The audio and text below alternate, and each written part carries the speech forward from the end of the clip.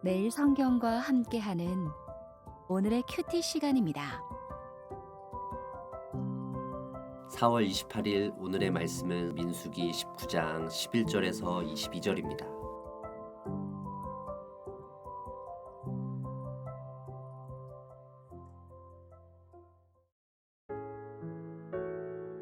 사람의 시체를 만진 자는 이레 동안 부정하리니 그는 셋째 날과 일곱째 날에 제물로 자신을 정결하게 할 것이라.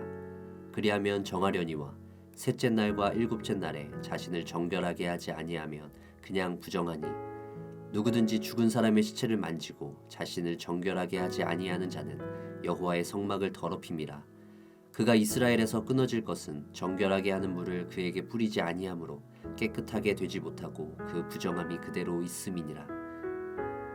장막에서 사람이 죽을 때의 법은 이러하니 누구든지 그 장막에 들어가는 자와 그 장막에 있는 자가 이레 동안 부정할 것이며, 뚜껑을 열어놓고 덮지 아니한 그릇은 모두 부정하니라. 누구든지 들에서 칼에 죽은 자나 시체나 사람의 뼈나 무덤을 만졌으면 이레 동안 부정하리니, 그 부정한 자를 위하여 죄를 깨끗하게 하려고 불사른 재를 가져다가 흐르는 물과 함께 그릇에 담고, 정결한 자가 우슬초를 가져다가 그 물을 찍어 장막과 그 모든 기구와 거기 있는 사람들에게 뿌리고, 또 뼈나 죽임을 당한 자나 시체나 무덤을 만진 자에게 뿌리되, 그 정결한 자가 셋째 날과 일곱째 날에 그 부정한 자에게 뿌려서 일곱째 날에 그를 정결하게 할 것이며, 그는 자기 옷을 빨고 물로 몸을 씻을 것이라.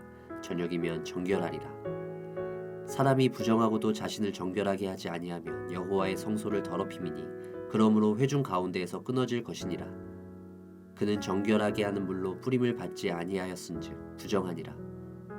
이는 그들의 영구한 율례니라. 정결하게 하는 물을 뿌린 자는 자기의 옷을 빨 것이며, 정결하게 하는 물을 만지는 자는 저녁까지 부정할 것이며, 부정한 자가 만진 것은 무엇이든지 부정할 것이며, 그것을 만지는 자도 저녁까지 부정하리라. 4월 28일 금요일 말씀은 민수기 19장 11절에서 22절까지의 말씀입니다. 오늘 말씀은 어제 본문의 정결수 제작에 이어서 그 정결하게 하는 물을 사용하는 예시를 보여주고 있습니다. 정결수 활용법이라고 볼 수 있겠습니다. 11절에서 16절은 죽음으로 인해 발생한 제의적 부정과 정결수 사용에 대해 구체적으로 말해줍니다. 생명이 주인 되신 하나님과 가장 멀리 떨어져 있는 것이 죽음입니다. 죽음은 제의적 부정함의 절정이었고, 시체와의 접촉은 물론이고 시체와 같은 공간에 있는 사람이나 그때 뚜껑을 덮지 않은 그릇까지 부정하게 된다고 말합니다. 이 정도로 엄격하게 죽음에 대한 의한 부정을 다루고 있습니다. 그렇게 부정하게 된 사람은 반드시 자신을 정결하게 해야 했습니다. 그 사람을 정결하게 하는 속죄제가 바로 정결수를 뿌림으로 정결하게 하는 것이었습니다. 시체와 접촉한 사람은 7일간 부정합니다. 그 과정에서 그는 셋째 날과 일곱째 날에 정결수를 뿌림으로 자신을 정결하게 하는 속죄의식을 치러야만 했습니다. 이때 자신을 정결하게 하지 않으면 이스라엘 가운데 끊어진다는 강한 경고를 주십니다. 왜냐하면 언제나 부정함은 또 다른 부정함을 가져오기 때문입니다. 그래서 여호와의 성막을 더럽힌다고 말합니다. 이스라엘의 죄와 부정함의 문제는 그래서 개인의 문제를 넘어섭니다. 죄를 범하고 부정함을 바로잡지 않을 때 그들 가운데 있는 성막이 오염되는 심각함에 이릅니다. 개인의 부정함을 그래서 미루거나 방치해서는 안 되는 것입니다. 개인의 은밀함으로 남겨둘 수 없는 문제였습니다. 17절 이하는 정결의식의 구체적인 절차를 말해줍니다. 붉은 암송아지를 태우고 봉헌한 재를 흐르는 물에 섞으라는 설명도 여기에 등장합니다. 그리고 우슬초를 가져다가 그 물을 찍어 시체가 있던 장막, 모든 기구, 거기 있는 사람에게 뿌리라고 명하십니다. 집안에서 시체와 접촉한 자뿐만 아니라 들에서 죽은 시체를 만졌거나 무덤을 만진 이에게도 뿌리라 하십니다. 이번에도 마찬가지로 셋째 날과 일곱째 날에 뿌리고 일곱째 날에 그를 정결하게 할 것을 명합니다. 그런데 여기서 흥미로운 것은 부정한 자의 정결을 돕기 위해서는 정결한 자의 도움이 필요했습니다. 부정한 자에게 그가 정결수를 뿌리는 사람이었습니다. 하지만 그 과정에서 그 역시 제의적으로 부정해졌습니다. 그 정결한 사람을 물을 뿌리는 과정에서 부정하게 된다라는 겁니다. 그래서 그도 자기 옷을 빨고 물로 몸을 씻은 다음에 저녁까지 기다려야 했습니다. 시체를 접촉하는 것만큼의 부정의 정도가 심각하지는 않았지만 누군가의 부정을 정결하게 하기 위해 자신의 부정 쾌됨을 받아들여야 하는 것이 인상적입니다. 오늘 말씀은 정결수에 대한 활용법의 예시였습니다. 죽음과의 접촉이 가장 대표적인 예시였습니다. 죽음은 가장 피해야 할 죄의적 부정이었지만 그럼에도 불구하고 광야의 삶에서 죽음을 피한다는 것은 불가능했을 것입니다. 죽음이 일상이었듯이 부정해지는 것도 일상이었는지도 모릅니다. 경건의 삶은 그래서 감격과 감동의 순간으로 한정되지 않습니다. 뜨거운 회개 기도가 올라올 때까지 기다리지 마십시오.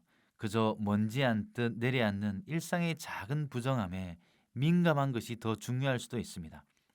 간편해 보이는 정결수의 뿌림은 셋째 날, 일곱째 날 이루어진 의식과 같았습니다. 그래서 경건의 의식은 지루한 듯 보이지만 어떤 감동보다 위력이 있습니다. 이스라엘 백성들의 계속해서 부정해지고 또다시 정결을 위해 나아가야 했던 것처럼 우리의 일상의 영성도 그러하면 좋겠습니다.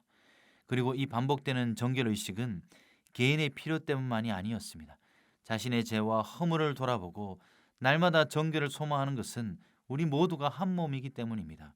한 몸은 연결되어 있다는 뜻입니다. 이렇게 성도가 연결되어 있다는 것은 나 자신의 부정함을 방치할 수 없음을 말해줍니다. 공동체를 오염시키는 것은 큰 죄악이 전에 방치된 작은 부정함에서 시작됩니다. 마지막으로 간편해 보이는 정결수의 뿌림은 다른 누군가의 부정함을 가져왔습니다. 오늘날 제의적인 부정결은 우리와 상관없어 보입니다. 하지만 한 사람의 회복을 위해 공동체의 지체들이 수고하고 애를 쓰고 시간을 희생하며 마음을 써야 하는 것은 오늘날에도 분명히 일어나는 일입니다. 우리는 홀로 온전해지지 않습니다. 다른 이의 사랑의 수고를 통해서 한 걸음씩 나아갈 뿐입니다. 또 우리 역시 누군가를 위해 저녁까지 부정해지는 번거로움과 수고로움을 감당할 마음이 있으면 좋겠습니다. 그래서 그 사람이 회복된다면 우리는 한 몸이기에 나의 회복이기도 합니다. 함께 기도하겠습니다. 하나님, 오늘도 죽음의 파편들 속에서 우리는 살아갑니다. 시기, 질투, 적이, 미움, 원망, 불편의 파편들 속에서 우리의 영혼을 지켜주시옵소서. 그 속에서 우리도 모르게 부정함에 빠질 때 그리스도의 피로 우리를 정결하게 하여 주시옵소서. 혹여나 누군가 넘어져 일어서지 못하고 있습니까? 기꺼이 나의 번거로움과 수고로움을 바쳐 그의 회복을 돕는 자로 살아가게 하여 주시옵소서. 예수 그리스도의 이름으로 기도드립니다. 아멘.